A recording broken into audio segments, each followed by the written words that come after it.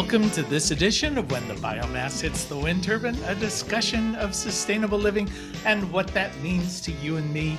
Coming to you from WOUB Radio, Studio B, I'm Jay Warmke. And I am Annie Warmke. That's you.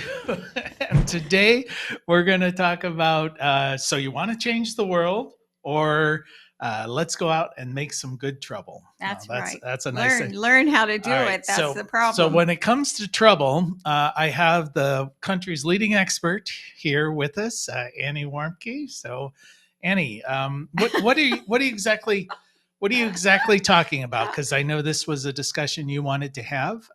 Well, just to say that what has happened in recent years is that we have run out of the traditional options of making change when we want to change our culture or our neighborhood or even our personal lives. And so many of those traditional things just, yeah, and I'm going to talk about that in a minute, because people keep telling us to do those things, and that's the definition of insanity right now. Keep repeating the stuff that doesn't work. But so I wanted to create some classes at Blue Rock Station, a couple of classes, one in the spring and the fall, and we're going to do that for a weekend. And the goal is to, as I began to create troublemakers. Yes, to create leaders and to help people that want to make change in their own life first, and then the life around them. And I'm not interested if you want to, get the president elected or whatever, you should go find a Democrat or Republican. What I'm interested in is how we make real change, local change. That's where the change happens now. Needs to happen now if we're going to have any kind of rippling effect. But anyway, so I had somebody that I care deeply about say to me, I think activism is blasé and nobody cares. So I started looking into that and saying, wait a minute, I know I live in a lot of isolation, but I still know stuff that's going on. So I went to some of my friends that are really high up in the Biden administration. I went to friends who do a lot of social justice work, and I found out that she's completely wrong. And that surprise, people want to make change. They want to make a good kind of trouble, like John Lewis would say. Well, they want effective change. They want to see that something is getting better than what it has been. We've always said that, we want the next generation to have it better, although I never understood that. No, I wanted my generation to have it better. Okay, well, I never understood that. Who cares what comes later? Okay, well, so there are a lot of people, I would say the vast majority feel like they don't even think about that they could have any impact in their community or even their personal lives. It's just blah, blah, blah. Just trying to get through the day. So, yeah, so I intend to do some workshops and the kind of things, and I'm going to break that down a lot today and maybe another episode, but the kind of things that I want to have happen is for people to develop what I would call in business a project management plan, saying, what is it I want to do? And then how can I do it? And then learn, the creative ways that you make this happen. And we'll do some art around making a banner. We're going to talk about how to cook food with the sun, because you may be at a festival or some kind of demonstration and you need to have some pasteurized water or some food to eat. Or a blackout with no water. Well, that's true. And so we're just going to talk about all the ins and outs. And yes, I am an expert because my entire career has been what you told me once when I was feeling quite discouraged in the early days of trying to develop rural projects for battered women. And you said, Annie, you're an agitator. You're absolutely, every washing machine needs an agitator. And then I should put it on my business card, which I never did because I didn't have to. People understood that was my job.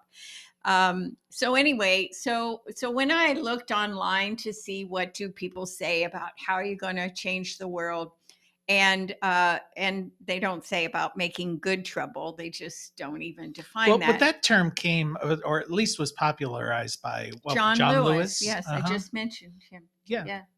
Are you listening? Not See, particularly. That's the thing, because you don't care about social change, but I care about social change, and so that's why we're doing this. I care about social change. I'm just reluctant to believe that much of it is going to happen. Okay, we have the power There we go. to I believe change that. Sure. ourselves. Yeah. And we Most have people the don't want. It's like follow me. Follow. Where'd you guys go? It's Okay, like we only need one other person to there you go. believe in us. All right. And I've I had that believe in in you. you. There I you go. know. See, oh, It's just like Sonny and Cher. I got you, babe. I hope Right? it's not Sonny and Cher, but anyway, Yeah, because but I'm the one skiing into a tree. Ooh, all this has right. gotten dark really No, fast. you've gotten sarcastic really fast. Right. So here's the thing though. We have the power to do a lot of things, but we've been talked out of it by not having adults in our lives when we were kids showing us how. Our parents' generation sucked. And then my generation pretty much really sucked. We sold out.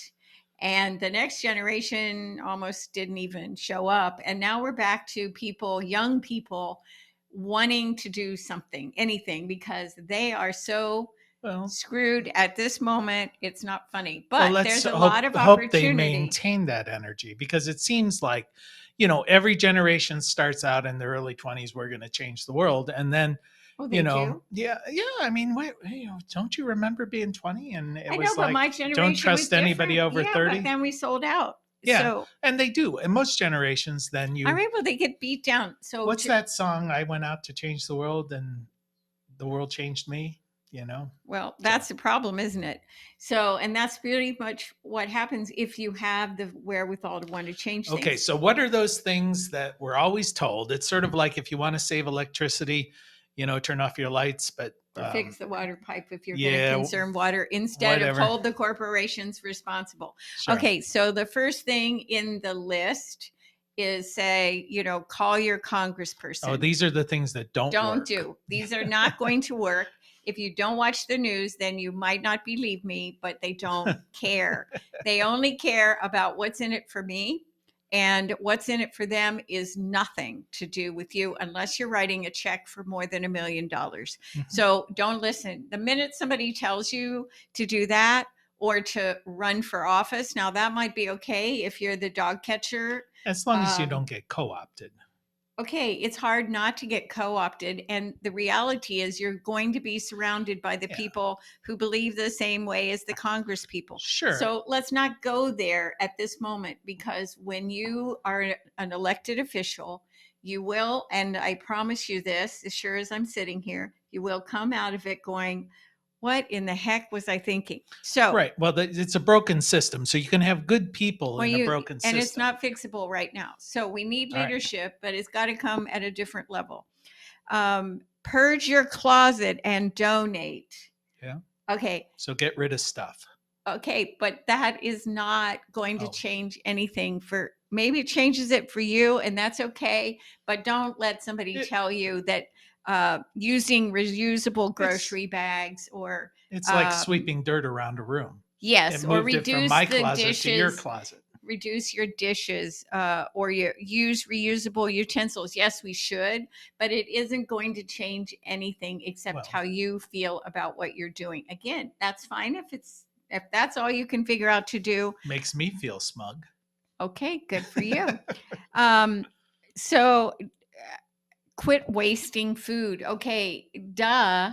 I mean, this is not going to change anything. One person or a family of 4 or 5 or a dozen, it is not going to change anything. And people are going to, push back against me for this. But I just want to say, let's be transparent and let's Okay. be honest that this is not going to change Well, the world. let me sort of, I can hear people going, well, of course, these are all good things to do. And of course they are, but it's not going to make that kind of systemic change No. that our world kind of Right. needs right now. It's sort of like Right. saying, I just got hit by a bus and somebody walks along saying you should get more exercise. Well, yeah, of course you should. Okay, but here's the thing. If you want to talk about wasting food, then let's go at the corporate level. Let's go to the big restaurant chains. And again, you're probably not going to make a difference because they have policies and they're systemic policies. So you might go to the Red Lobster in your town and get them to save food for your pigs.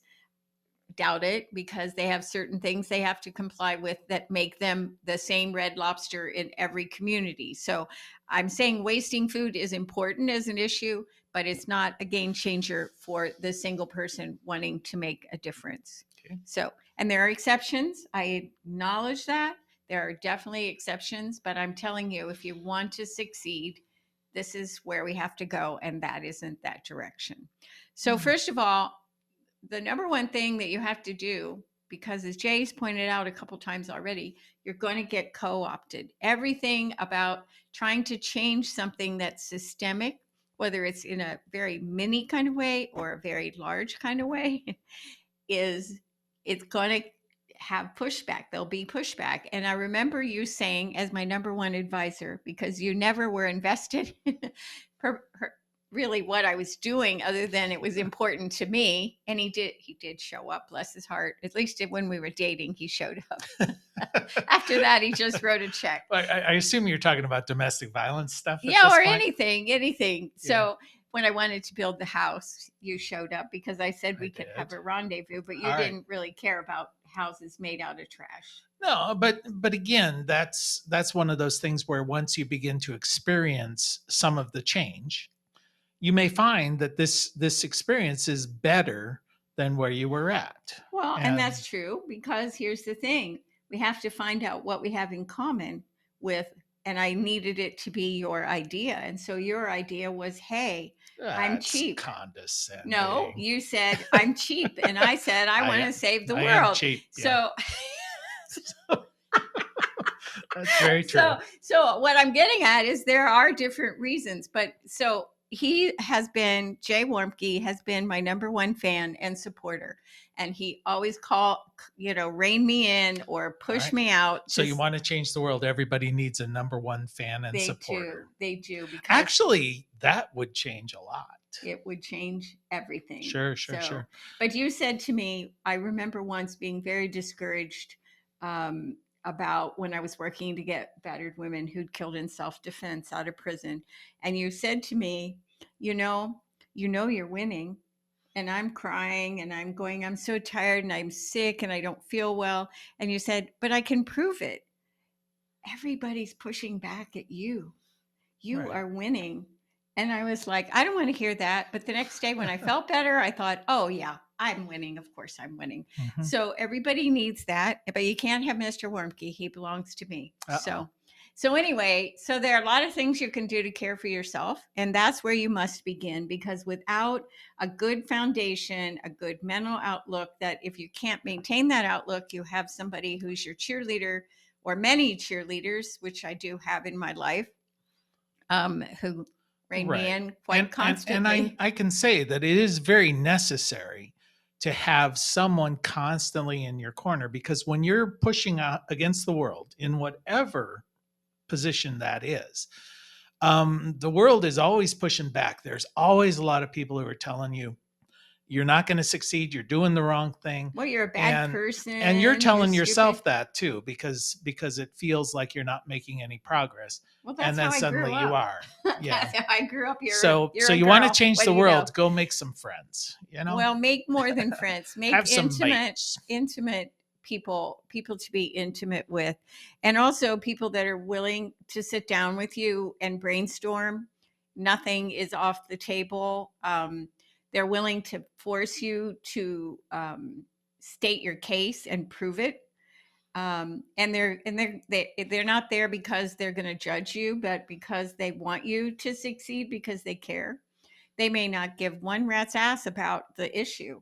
Mm-hmm. And I think that often has been very beneficial to me, because then they didn't have anything invested in the outcome other than they wanted me to do what I wanted to do or not do what I wanted to do. All right. Well, let me break right here to remind everybody you're listening to When the Biomass Hits the Wind Turbine with Jay and the Agitator, Annie Warmke, coming to you from Studio B, WOUB Radio in Athens, Ohio, reminding you it is indeed the end of the world as we know it. Oh, thank God. I wish it was true. Thank God. The end of the world is what we're striving for, not obviously the apocalyptic end. We're just No, trying to we change systems that are no longer well, we functioning want to or maybe create. never did. Okay, I'm not sure I do want to do that. I don't have that power, but I do have the power to use the resources that I have to encourage people to be leaders, and that's what I'm interested in.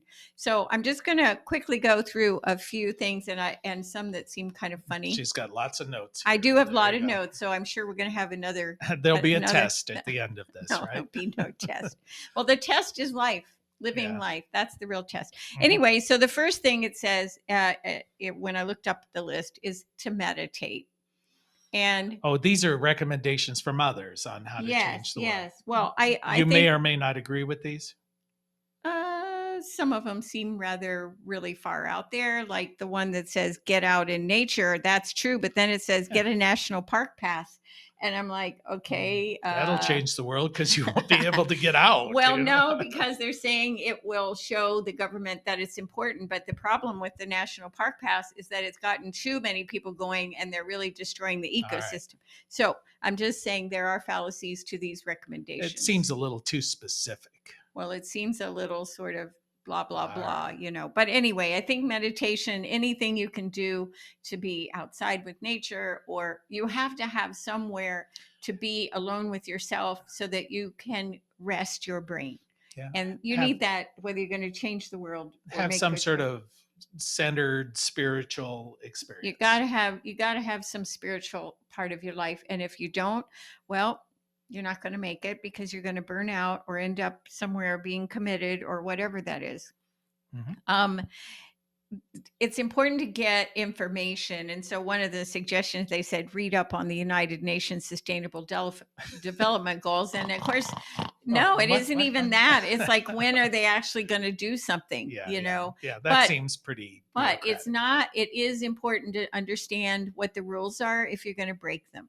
So you should, if you want to change something in your neighborhood, go find out what the zoning laws are and the general rules, because you can't break those rules if you don't know what they are. So again, knowing this stuff.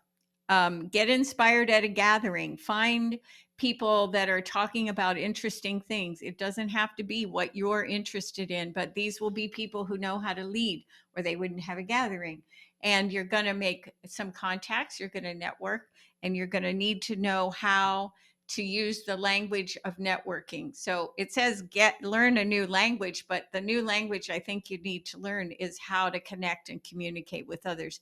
Because as a leader, if you want to make good trouble, you have to be able to, first of all, articulate, be able to speak about what you want to do. And then you have to convince people that it's their idea as well without that manipulation factor. It says fix your posture.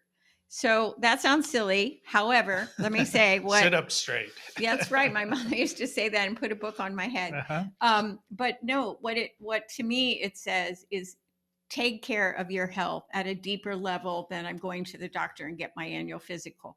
You know, the medical model is one thing that can benefit you, but having good spinal health, having good natural health, these are important things if you're Okay. going to lead. But so far, all of these are internal things. This is all about how you first take care of yourself. Yeah, so it's Yeah. like Gandhi said, right? Yeah. Be the change you want to see in the world. Yes. Right? And this is something that I learned very early in my career. I think when I was 31, um, I was starting battered women's projects in rural areas, and a lot of women would come and they had some drinking issues. I don't remember them particularly being alcoholics, although they were often married to one, but they were self-medicating.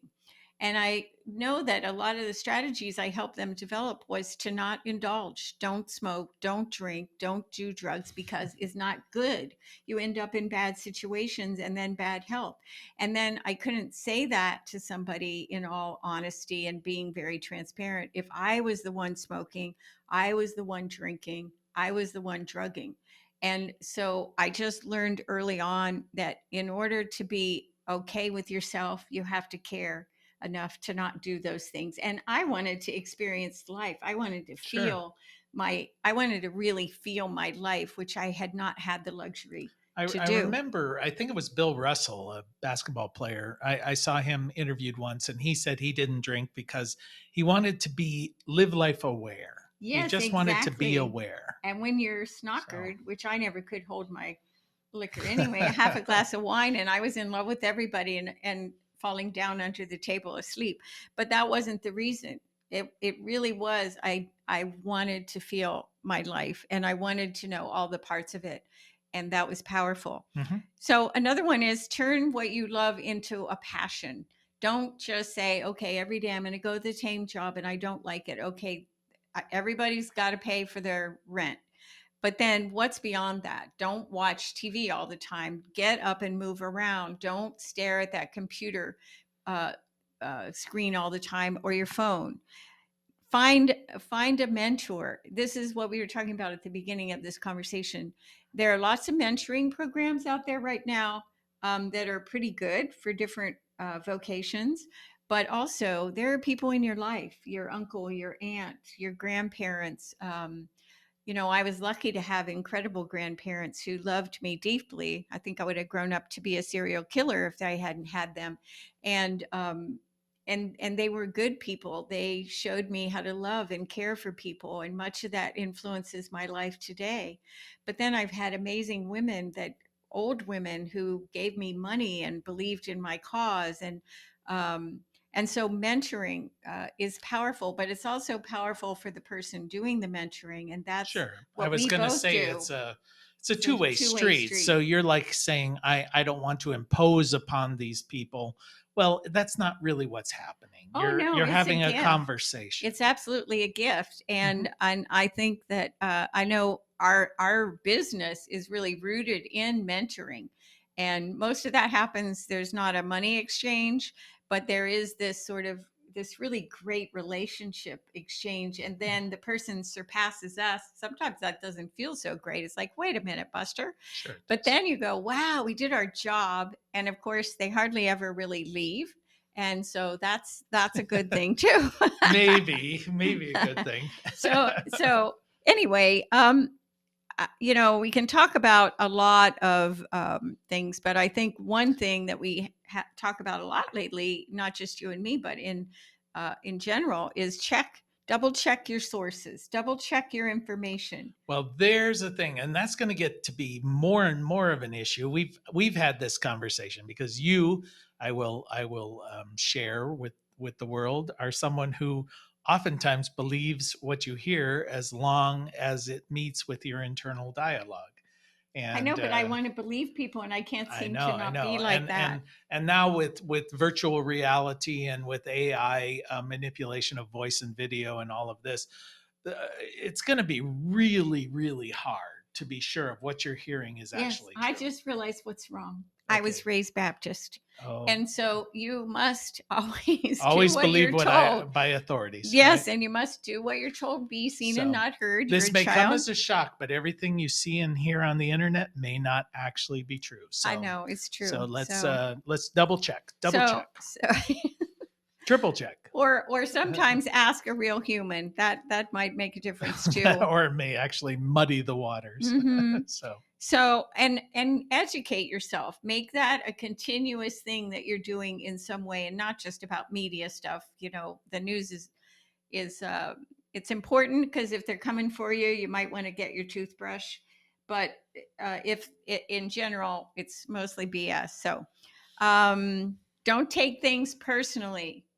That's a hard one for almost everybody. But if you're always making your decisions based on somebody's feedback, that's not going to work.